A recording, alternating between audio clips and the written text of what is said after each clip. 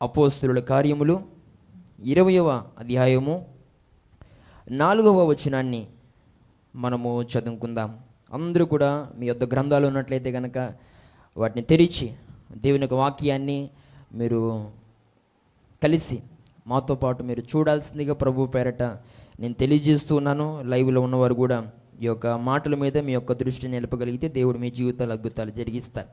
ఈ దినపు దేవుని యొక్క వాక్య ధ్యానాంశంగా అపోస్తలుల కార్యములు 20వ అధ్యాయము 4వ వచనాన్ని చదువుకుందాం. మరియు పుర్రు కుమారుడును బెరయ పట్టణస్థుడునైన సోపత్రును తెస్సలోనికైలలో అరిస్తర్కును షెకెందును దెర్బే పట్టణస్థుడైన గాయియును తిమోతియును ఆసియా దేశస్థులైన తుకికు త్రోఫియుమును అతనితో కూడా వచ్చిరి. దేవునికి స్తోత్రం కలుగునుగాక. ఈ సోపత్రు ఎవరు అనంటే ఆత్మీయ తండ్రిని కాపాడుకున్నవాడు. నా దైవజనుడికి, నా ఆత్మీయ తండ్రికి, పౌలుకు యూదుల వలన ప్రమాదం ఏదో జరగబోతుంది. వీలైనంత మట్టుకు అది అలాగూ జరగకుండానట్టుగా నేను ప్రయాసపడతాను, నేను అడ్డుపడతాను అని తన ఆత్మీయ తండ్రికి ఏ అపాయమో రాకుండా పిల్లరా కాపాడుకునే అనుభవాన్ని ఈ సోపతుల్లో మనం చూడగలుగుతూ ఉంటాం. దీనికి ఏదైనా వాక్య ఆధారాలు ఉన్నాయండి అని అంటే ఖచ్చితంగా ఉన్నాయి. దేవునికి స్తోత్రం కలుగునుగాక. ఇది సమయం కాదు కానీ దీనికి, ఈ మాటకు ఖచ్చితంగా వాక్య ఆధారాలు ఉన్నాయి. మీరు నన్ను అడగగలిగితే కనుక నేను మీకు వాట్సాప్లో రెఫరెన్స్లు అన్నీ పెట్టగలుగుతాను. దేవునికి స్తోత్రం కలుగునుగాక. లైవ్లోనే అదేవిధంగా రికార్డ్ అవుతుండగానే ఈ మాట నేను చెప్తున్నాను, ఇది అబద్ధం కాదు. ఈరోజు నా మాట్లాడుతున్న ప్రియ సహోదరి సహోదరుడు, ఆత్మీయ తండ్రిని కాపాడాలంటారా? దైవజనులకు ఆ విధంగా అండగా నిలబడాలంటారా అని అంటే కనుక ఖచ్చితంగా వాక్య ఆధారాలతో మాట్లాడడానికి నేనైతే సిద్ధంగా ఉన్నాను. ఈ ప్రత్యేకమైన సమయంలో ఈయన మాట్లాడుతున్న ప్రియ సహోదరి సహోదరుడా, నేనేమంటాను అని అంటే నిన్ను ఆత్మీయంగా బలపరుస్తున్నటువంటి నీ యొక్క ఆత్మీయ తండ్రికి, నీ ఆత్మీయ తల్లికి, నీ యొక్క దైవజనుని యొక్క కుటుంబానికి నువ్వెప్పుడు కూడా ఎలా ఉండాలి? అండగా నిలబడాలి. దేవునికి స్తోత్రం కలుగునుగాక. అంతేగాని దైవజనులకు నువ్వు ఏం కాకూడదు? తలపోటు కాకూడదు. దేవునికి స్తోత్రం కలుగునుగాక. హల్లెలూయా. ఈరోజు చాలామంది దైవజనులకు ఎలా మారుతున్నారు? సంఘాలను విశ్వాసులు తలపోటుగా మారుతున్నారు. ఏదైనా వాక్య సంబంధమైన ఆ విషయాలను బట్టి వాక్యం ద్వారా బలపరచబడడానికి మాట్లాడితే దానికి ఒక అర్థం ఉంటుంది. లేక వ్యక్తిగత సమస్యల విషయమే ప్రార్థన చేయండి అని అడగడానికి కూడా ఒక అర్థం ఉంటుంది. కానీ ఈరోజు అనేక రకాలైన సమస్యల్లో మీరు రండి, లేకపోతే ఈ సమస్యల్లో మీరు మాట్లాడండి, ఈ విషయంలో మీరు మధ్యలో ఉండండి అని అంటే ఇలా పిల్లరా ఒకరిద్దరు అనుకుంటే పర్లే, కానీ ఇలాగూ చేయమని సంఘములో ఎంతమంది ఉంటే అంతమంది వారు కలిగి ఉన్న ఇబ్బందులు, భారాలు, సమస్యలు అన్నీ తెచ్చి సేవకుని నెత్తి మీద వేస్తే ఆ సేవకుడికి ఆ సంఘం ఎలా మారినట్టు? తలపోటుగా మారినట్టే. ఈరోజు నా మాట్లాడుతున్న ప్రియ సహోదరి సహోదరుడు, నీ వ్యక్తిగత విషయమే నువ్వు ఆత్మీయతను వర్ధిల్లడం కోసం నీ కోసం దైవజనుడు ప్రార్థన చేయమంటే చేస్తాడు. మరొక ఆ సహాయం ఏదైనా చేయమంటే ఖచ్చితంగా చేస్తారు. లేకపోతే వ్యక్తిగత విషయంలో వారు వచ్చి మాట్లాడాల్సిన సమస్య అయితే కనుక ఖచ్చితంగా మాట్లాడతారు. కానీ ఈరోజు ప్రతి ఒక్కరు కూడా పిల్లరా ప్రతి చెత్త గొడవని అర్థవంతమైన వాటి విషయంలో దైవజనులు ఎప్పుడు కూడా మాట్లాడడానికి సిద్ధంగానే ఉంటారు. కానీ ఇంకా పనికిమాలిన విషయాలు, చెత్త విషయాలు, అసలు ఆ స్థలానికి వెళ్ళి మాట్లాడితే ఏంటి పాస్టర్ గారు మీరు కూడానా ఈ విషయంలో మాట్లాడడానికి వచ్చారు అని అనిపించుకునేటువంటి పరిస్థితుల్లో కూడా నేను దినాల్లో విశ్వాసైన వారు సేవకులు ఏం చేస్తున్నారు?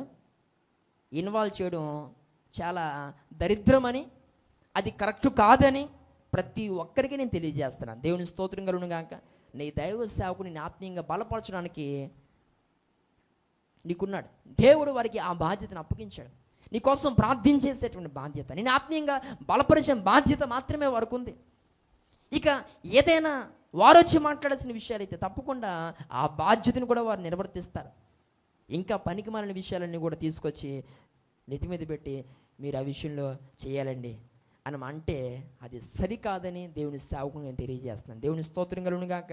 హల్లెలూయా. ప్రతి ఒక్కరు కూడా ఒక్కొక్క సమస్య తీసుకొచ్చి నెత్తి మీద వేసి దాని విషయంలో మాట్లాడండి, ఈ విషయంలో కొంచెం ఆలోచించండి అంటే మీరు చెప్పండి, ఆ రాత్రికి వెళ్ళేటువంటి ఆ సభలో చెప్పేటండి వాక్యం కొరకు బైబిల్ తెరిచి వాక్యాన్ని చదివి ఆలోచించాలా, లేక నువ్వు పెట్టిన ఆ సమస్య విషయంలో ఏం చేయాలని ఆలోచించాలా, ఏం చేయాలో మీరే చెప్పాలి. నీ సమస్య కాబట్టి అది తర్వాత ఇదే ముందు ఆలోచించాలంటావు నువ్వు.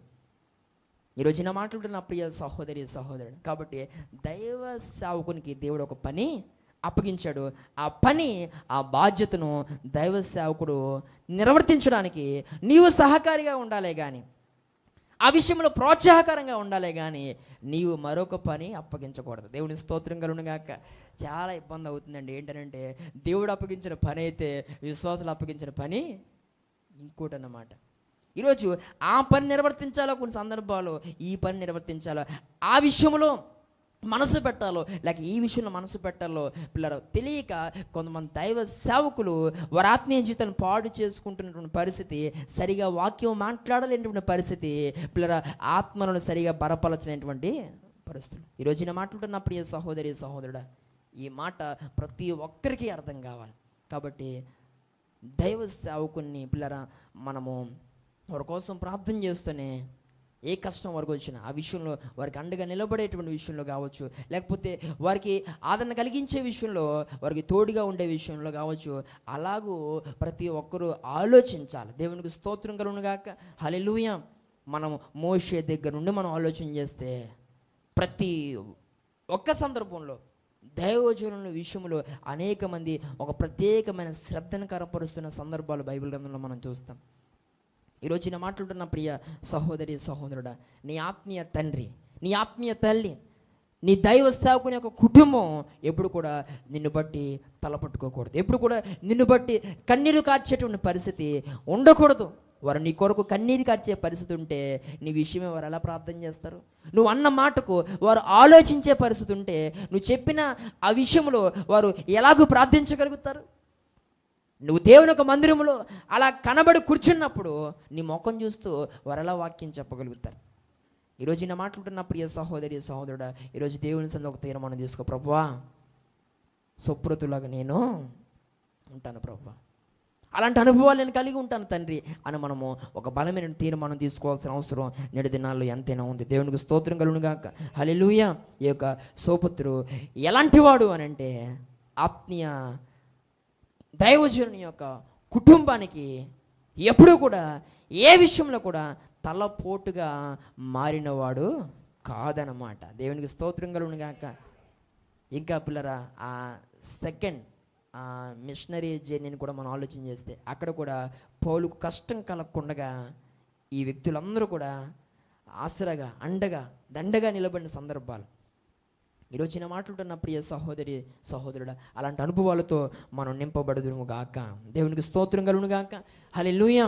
ఈ యొక్క సుపుత్రు ఎవరు చెప్పాలా? ఎవరు అని అంటే ఆత్మీయ తండ్రిని కాపాడుకున్నాడు.